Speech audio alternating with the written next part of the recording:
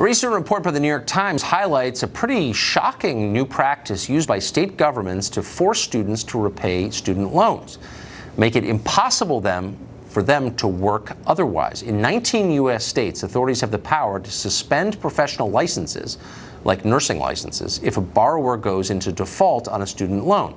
In the state of South Dakota, borrowers can lose their driver's license, making it basically impossible to get to work in the first place. Brian Brenberg is an associate professor of business and economics at the King's College in New York, and he joins us tonight. Brian, thanks for coming on. Good to be here. I'm a little shocked by this. I mean, is there any other, just to set the baseline, is there any other kind of loan, if I'm late on my mortgage or my credit card, can they make it illegal for me to do my job or take my driver's license away? No, and I think because people would find this completely shocking. I mean, the idea that the way you're going to deal with people who can't pay their bills is to take away their job, it sounds nonsensical on its face, and it absolutely is. It's a classic case of the government creating a problem and then piling more policy on top that only makes the problem worse. And student loans, I know you're a college professor, I don't want to beat up on, but colleges are the richest institutions in American life. Drive through any state, and these little pockets of affluence are colleges.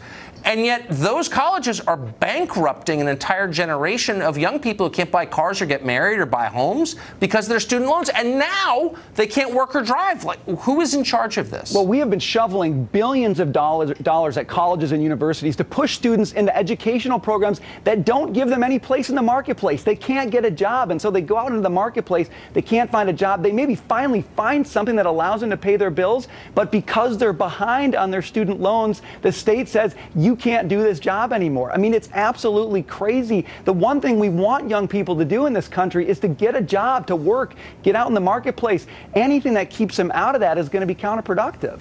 So, but I mean, a lot of these lenders, too, are obviously getting rich. I've met some of them, really rich.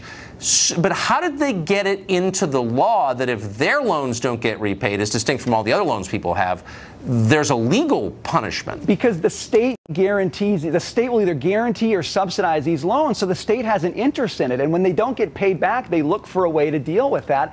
And you can do that by putting a lien on people's property. You can do that by garnishing wages. But they came up with this idea that they're going to keep people from working. And again, the reason that exists is because in this country, so many people have to get a license to do their job. So you've got government pushing people into educations that don't help them. And then they've got, on the other end, government's approving the work they can do and taking away that approval when the person's in dire straits financially. And it's destroying a generation. When you look at the polling of young people and they support socialism over capitalism, and you're wondering, why are young people so mad and so crazy?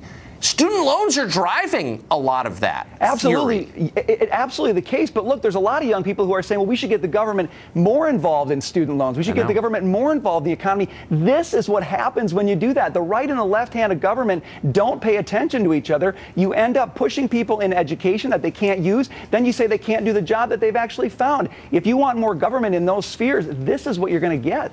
How long till debtors' prisons come back? Well, I think we're talking about debtor prison right now, Tucker. It's just a different name.